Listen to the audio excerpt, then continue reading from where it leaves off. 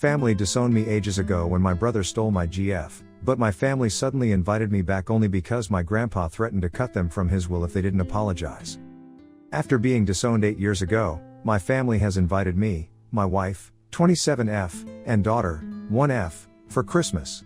After getting conflicting advice from my friends, one of my buddies told me to post my dilemma here to see what random internet strangers would say.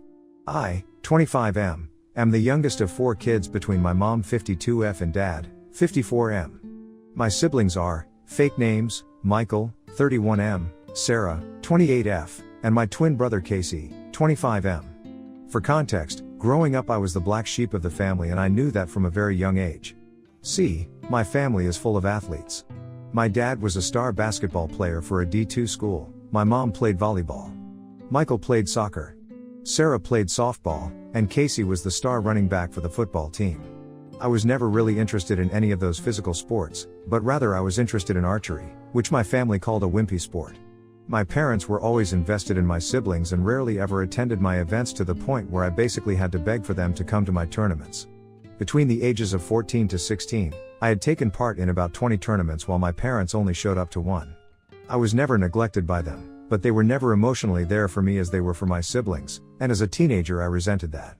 Whenever I tried to bring this up to them, they would always call me an attention seeker. But however, this is not why I was disowned from my family. When I was 15, I began dating Amy, now 25F, who was in the same grade as me at the time. After about 6 to 7 months of dating I introduced her to my folks and my siblings and they really liked her. I know I was young, but I could see myself having a future with her. Almost 2 years later, one of Amy's ex-friends told me that she had been cheating on me for a couple of months. At the time I didn't know who the guy was, but after confronting her, she told me that it was my twin brother. She basically told me that while at first she loved me, the love she had for my brother surpasses that. Later that day, when I confronted Casey at home, I was so enraged that I sucker punched him and knocked him out. I admit that I should have not gotten violent, but years of resentment towards him and the rest of the family just burst open. In exchange for my family not pressing charges on me as I could have been tried as an adult in court, I was sent to live with my paternal aunt, 48F, who at this point was estranged from the family and lived in another city about 2 hours away. From then on, I have not had any contact with them. At first it was tough, but later on, with support from my aunt, and her husband, 48M, I moved on from wanting a relationship with them. I transferred to a different high school and attended a university in my aunt's city and graduated as an electrical engineer.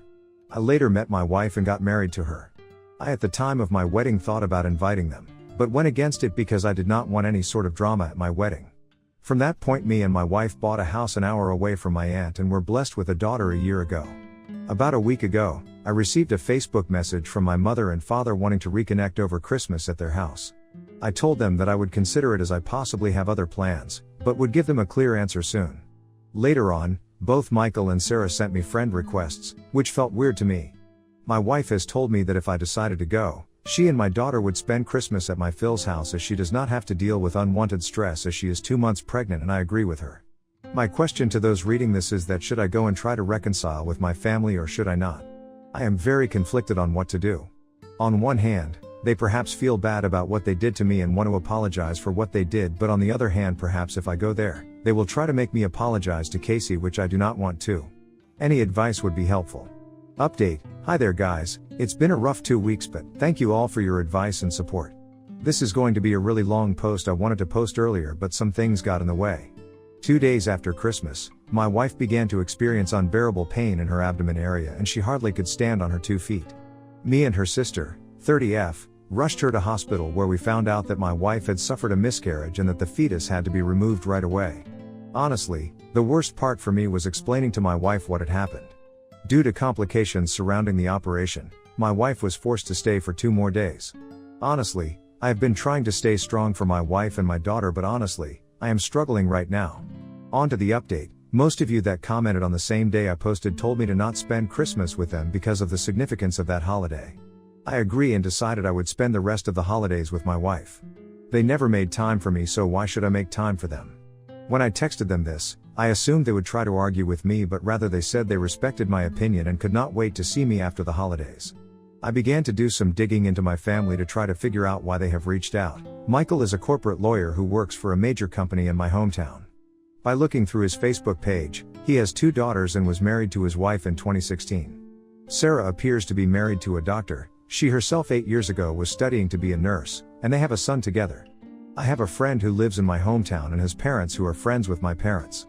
When I asked her about Sarah, she told me that Sarah had divorced her first husband, the one she was dating 8 years ago, after he had committed mail fraud.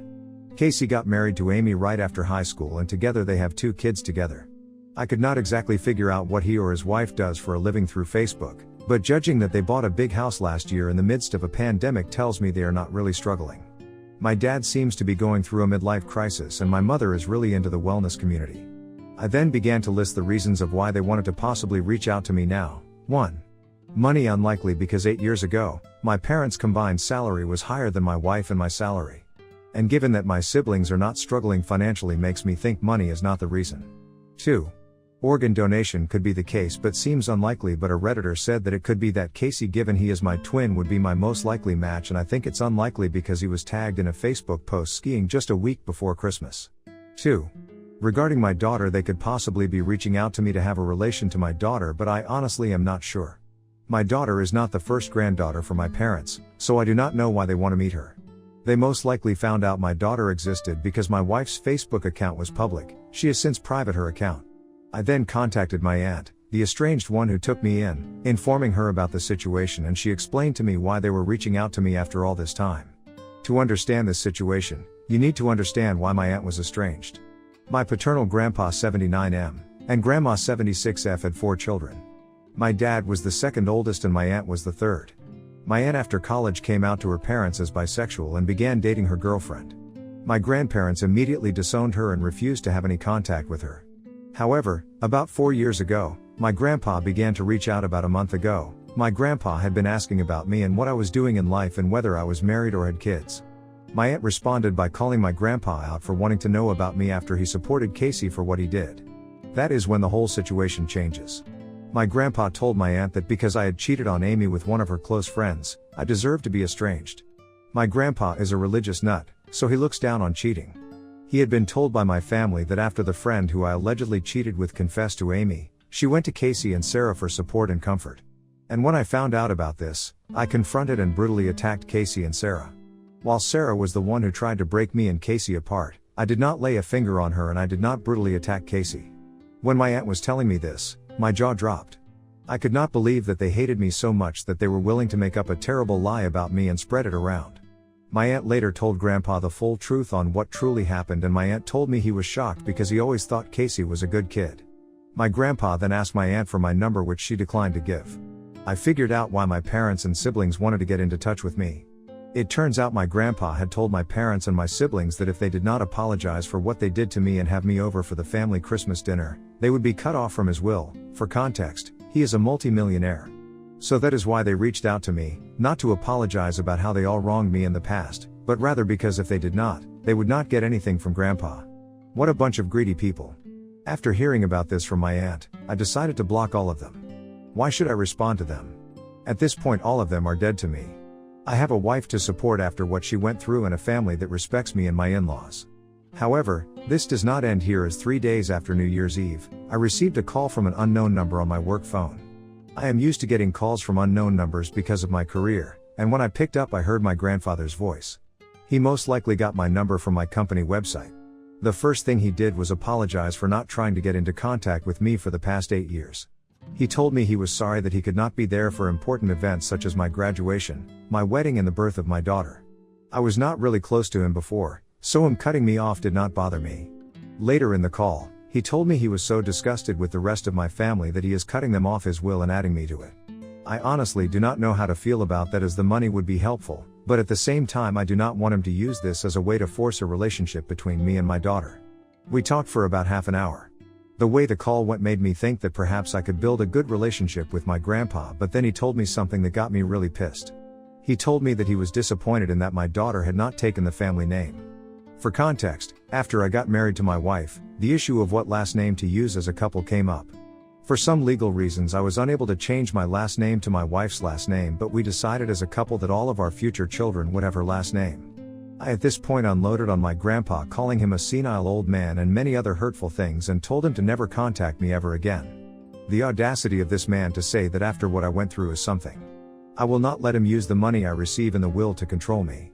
Even if I receive the money, I will donate it to a local charity, but he is a man of false promises, so this is unlikely. These past few weeks have been really tough for me, and I hope to make it to the other side. My wife has private her Facebook account, and her in-laws have done the same. What they do to try to contact me is beyond me. Hell, they would probably hire a private detective to try to find me. I believe they do not know where I live, but you never know. I have thought of a restraining order, but given that there are lawyers within the family means getting a row will be hard. I did not really get any time to answer any questions given in my last post. I will do my best to answer any questions for the next day or two, but after this I am done using Reddit for a while. Thank you all for your advice, and I wish you all the best in this new year. Next story. Ex-girlfriend left me and our daughter 10 years ago for another man, but now she's back wanting to be a family again after getting COVID and realizing she has nobody left in her life. My story begins 16 years ago, when I met Lucy. She was an amazing girl, intelligent, beautiful, fancy, funny, just the greatest girl I ever met. I felt so lucky when we started dating. And after a year into the relationship, we had a baby. I was living the dream, living with my girlfriend, raising our little daughter, being a happy family. I loved Lucy so much, and after some years, we were finally getting married. Our daughter was the most excited one about the wedding. She was going to be the flowers girl. Everything seemed to be perfect. Until, one day, when I was heading back home, a guy wanted to talk with me. At first I believed he may want to sell me something, until he mentioned Lucy. Politely, he asked me to talk in a private place. He then asked me to please, stop everything about the wedding and step back, because he and Lucy wanted to be together. I didn't believe him, until he started to tell me a lot of details about her that would be impossible to know. I returned home as fast as I could. I didn't want this to be truth, and told her about it. Hopping all was a mistake. But, no, it wasn't. The next hour she told me everything. She has been cheating on me from the last 2 years. She told me about how all the time she said she loved me, that she wanted us to be together and she loved our family, were all lies. How her new man was younger, stronger, handsome and better lover. She said that she didn't want it to be tied to me, how she lost her freedom for being a mother and she didn't want it to be a wife, that she wanted her freedom back. The final stab was when she said she was happy that I finally knew, and now she was able to leave. I cried, begged, humiliate myself and got on my knees, asking for another chance, to try fix our relationship, but she didn't want it. She wanted the thrill and excitement that this new guy make her feel. By the next day, she left us. I felt broken, humiliated, emasculated. But my daughter needed me. She was heartbroken, her mother left, and she believed it was her fault. She heard when Lucy said she didn't want to be a mother anymore. She needed me, and I needed to be strong for her.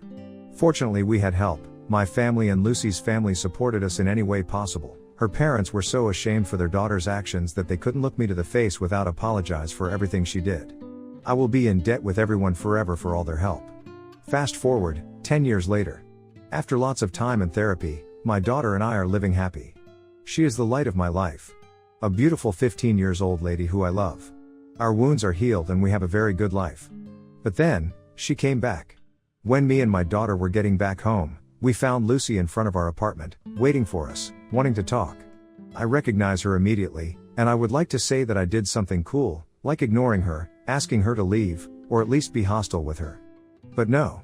I'm an idiot. My heart skipped a beat in the moment I saw her. She still was beautiful as before, but somehow, she looked even better. Maybe the age make her look mature and elegant, maybe the dress, or the makeup, I don't know, but I let her in, while our daughter gave us some space and went to her room. She told me everything she did since she left. Basically, she lived with that guy for some years. She said how much she enjoyed it, all the fun she got and how she believed those were the best years of her life, until she noticed that the excitement of that new relationship was fading slowly. In some point, she started to cheat on that guy too. According to her, she wanted to feel alive and excited. Eventually, that relationship ended, and she started dating other guys. Every relationship became shorter than the previous one, until she only had casual hookups. She also said that sometimes she thought about us, our family, but she said she was too proud to admit she made a mistake, until last year. She got COVID and it hit her really hard, the point that she believed she would die, and realized how alone she was, how stupid she was, and the mistake she made so long ago. After all of that, she said she regretted everything she did and said, and now she was ready to marry me, and be the family we always meant to be. When she was done I asked her to leave, to give me some time to think. She accepted, saying she would be back the next day. For years I dreamed about her coming back, and now it was happening. But it just felt wrong. Since then, she visits almost daily, wanting to talk about the best years of our relationship, and how we could be a happy family again. I asked for help. To my family, to my friends. Most of them said I would be making the worst mistake of my life if I take her back. Others said that I could give her a chance. It took me a lot to heal, and some more time to start making new relationships, and I would be risking everything. One night, my daughter and I had a deep conversation about all this. I always try to involve her in every part of our life, and this issue concerned her too, because as her mother. Sometimes she surprised me being so wise and mature, because she told me, "Can you really love someone that hurted us so much?" And that was everything I needed. I would never forgive myself if I let her hurt my daughter again. And I said that to Lucy. If she want to be around, or have a relationship with our daughter, I'm okay with it, only if my daughter want it, but I told her we are not getting back. Lucy only said that she would make me fall in love with her again, and that she would not give up. Update, I didn't expect so many answer, so, thanks to everyone for your answers and advices. Thanks to the ones who made me open my eyes and helped me to realize I still having issues with my ex and I'm not over with her, and overall, to the ones who pointed the risk of hurting my daughter that is letting her back in our lives. I can recognize my weakness, but I'm not letting her to hurt my baby again. So don't worry, I'm not getting back with her. Since the post, she had been insisting on meeting, she wanted to talk. I decided to have one last talk with her and setting my boundaries. We met in a public place. The talk was long and hard, I wanted her to be honest, and I told her the moment I caught a lie I was leaving. I asked if she was really sorry, or are we her last option?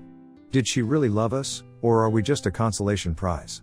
Did she came back for love, or because she was unable to find another man anymore? She was unable to answer any of that. She only said things like, "It's not like that, you need to understand me, I'm not like this anymore." She kept insisting on giving her another chance, that we can love each other again, that we could be together. She never even mentioned our daughter in any moment, only after I pointed it, she started to mention her.